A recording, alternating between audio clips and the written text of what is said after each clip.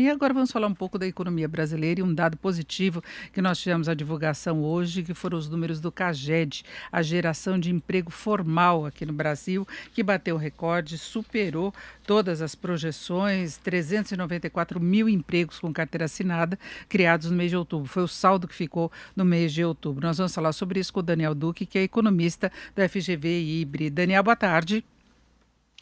Boa tarde, tudo bem?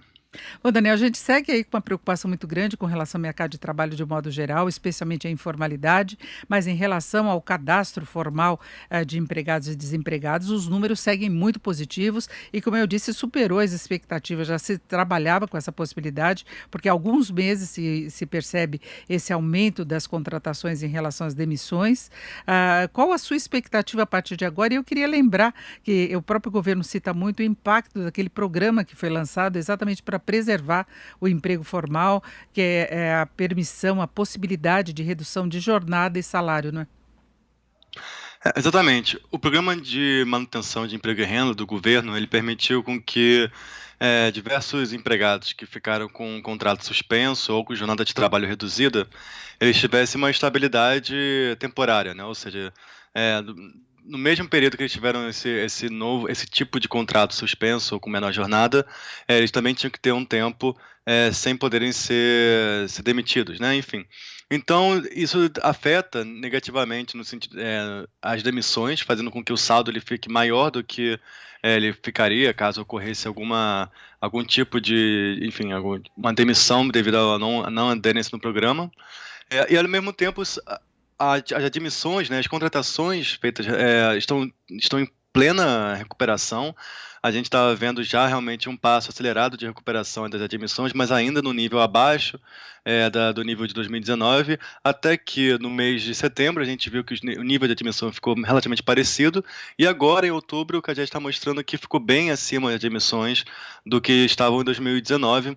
O que é um pouco surpreendente, né? Porque de fato a economia ainda está num nível de atividade ainda muito inferior ao que se estava antes, né, antes da pandemia, né, em 2019. Então, há um certo desajuste entre os dados que estão sendo mostrados pelo CAGED, que costumava seguir muito diretamente, né, a atividade econômica, e de fato o que a gente está performando economicamente, em termos de PIB, enfim, em termos de atividade econômica no geral.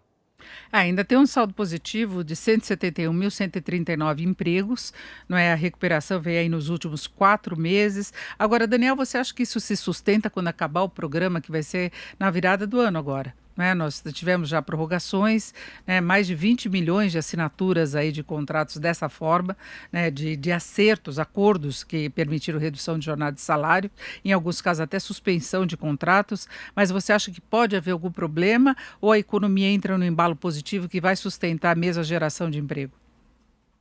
É, o problema é que caso a gente esteja vendo hoje, né, uma confluência de fatores, seja de retomada de atividade, seja de auxílio emergencial, seja da classe média, classe alta consumindo agora o que estavam poupando anteriormente, né, enfim, gastos de gasolina e de viagens que foram poupados durante a pandemia, que poderiam estar sendo gastos agora, caso seja isso que esteja observando, realmente, quando acabar o ano passar, né, o ano, e a gente tiver o fim do auxílio emergencial, o fim do programa de manutenção de emprego e renda, enfim, e uma grande restrição fiscal que o governo vai passar, porque enfim, vai voltar ao teto de gastos, né, enfim, caso a gente não tenha um novo impulso de consumo da poupança anterior, né, da classe média, enfim, o que a gente vai ver provavelmente vai ser sim uma um pequeno, pelo menos uma certa ressaca, digamos assim, em termos de mercado de trabalho com o fim desses estímulos, né? A questão toda é o tamanho que vai ser essa ressaca, o tamanho que vai ser esse repique, né, enfim, da recessão no mercado de trabalho, e também o quanto ela vai durar, e se ela vai ser, enfim, realmente uma volta à crise ou se ela vai ser apenas algo passageiro devido ao fim de estímulos. Eu perguntava especificamente em relação a esse programa de emprego e de renda, quando ele não garantir mais essa estabilidade, porque as empresas, para poderem recorrer a esse procedimento, tinham que garantir estabilidade, né? Sim, e na verdade, em certas sondagens que têm sido feitas pela própria FGV, a gente vê que grande parte das empresas já afirma que quando acabar o programa vai ter intenção de demitir parte do quadro de funcionários, né? Enfim, então, de fato, o que a gente está vendo hoje é um quadro muito temporário e instável e que provavelmente ele vai ser, pelo menos em parte, revertido quando passar o ano e acabar todos esses estímulos, né? Então, realmente, a gente tem um risco alto de a gente ver demissões acelerando fortemente no passar do ano. É, porque de um lado você tem a geração de emprego e quase todos os setores, dessa vez a gente não teve tanta geração assim por causa da agricultura, mas é uma questão de sazonalidade mesmo, né? Antes foi dos setores que mais contrataram, mas o que a gente percebe no CAGED é que esse programa segurou demissões. Então, por aí que vem a preocupação, e nós temos a PNAD, que mostra o retrato geral de mercado de trabalho, pegando também informalidade, aqueles que trabalham por conta própria, e aí o cenário é bem diferente desse, né? Na PNAD contínua o que a gente está vendo o que a gente viu foi que a informalidade caiu muito mais do que o emprego formal. Ou seja, realmente foram aqueles trabalhos, né, de serviços e comércio, né, que são sem carteira assinada, enfim, também serviço doméstico sem carteira assinada. Esses foram os setores que mais sofreram impacto na pandemia, estão no nível muito abaixo, assim, em torno de 30% abaixo do nível anterior da pandemia. Mas estão se recuperando com alguma velocidade também. Na verdade, desde agosto, mais ou menos, a gente está vendo uma recuperação do nível de emprego no setor informal, ainda que realmente vai precisar de muito mais tempo para a gente chegar ao que a gente tinha antes do início da pandemia, pelo menos para o setor informal. Para o setor formal, talvez com esse nível, com essa velocidade de recuperação, caso não haja um efeito negativo muito grande do fim do programa de manutenção do emprego, realmente o emprego formal pode ser que ele venha a se recuperar mais rapidamente.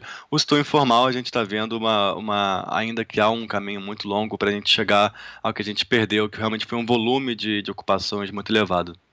É, exatamente. A pandemia, ela interrompeu um ciclo que estava ficando muito mais positivo, porque a gente teve antes a recuperação do emprego informal, que sustentou resultados melhores no ano passado. Aí começou a recuperação do emprego com carteira assinada também, que já vinha mostrando uma performance muito melhor. E a pandemia foi um ponto de ruptura inicial, né? E a gente tem, inclusive, de registrar o impacto positivo desse programa lançado pelo governo, né? Assim como o auxílio emergencial, eles deram uma sustentação fundamental para a gente atravessar sem uma crise tão profunda como se poderia imaginar, né? Sem dúvida, foram programas que ajudaram num momento em que, de fato, a economia ia performar muito mal, performou já muito mal, obviamente, mas que ia ter sido muito pior caso não houvessem esse tipo de programas, né? Assim, a grande desvantagem é que a gente agora tem uma elevada conta a pagar, né, para os próximos anos, né? O que, claro, já era esperado, assim, a gente já sabia que, dada essa crise nesse momento, a gente tinha que aumentar a dívida pública, aumentar o gasto público para poder realmente passar por esse período da forma menos dolorosa possível, mas é claro que momentos emergenciais também têm o seu custo e a gente tem agora um longo período pela frente que a gente vai ter que lidar com esses gastos que nós fizemos aí nesse ano. Agora, Daniel, para fecharmos, nós tivemos aí no anúncio dos números pelo Ministério da Economia, tanto o ministro Paulo Guedes como o Bruno Bianco, que é o secretário especial de Previdência e Trabalho, comemorando que seria uma recuperação em V, tanto do emprego formal como da economia de modo geral. E o Bruno Dalcomo, que é secretário do Trabalho do Ministério da Economia, ele colocou que neste ano o mercado pode ter um movimento atípico, porque normalmente o emprego formal registra um corte maior no mês de dezembro. E agora, como a economia está se recuperando ainda do tombo que levou na fase pior da pandemia, pode ser diferente. Você acredita nisso? É possível, claro, que a gente tenha uma mudança nesse sentido da sazonalidade, mas também há uma questão, né, é, caso a gente tenha observado, né, alguma subnotificação de desligamentos no pior período da pandemia, eles tendem a aparecer no último mês do ano, dezembro, né, quando fecha o período que a gente precisa que reportar para o ano fiscal, enfim.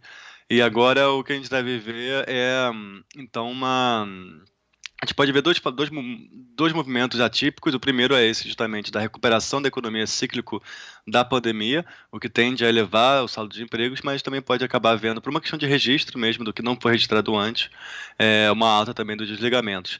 A gente vai ter que ver qual desses movimentos vai ter que se sobrepor, desse modo de dizer, dezembro pode ser ou até bem melhor do que o normal, ou até bem pior. Ouvimos o Daniel Duque, que é economista da FGV Ibre. Daniel, muito obrigado. Uma boa tarde. Eu agradeço, boa tarde.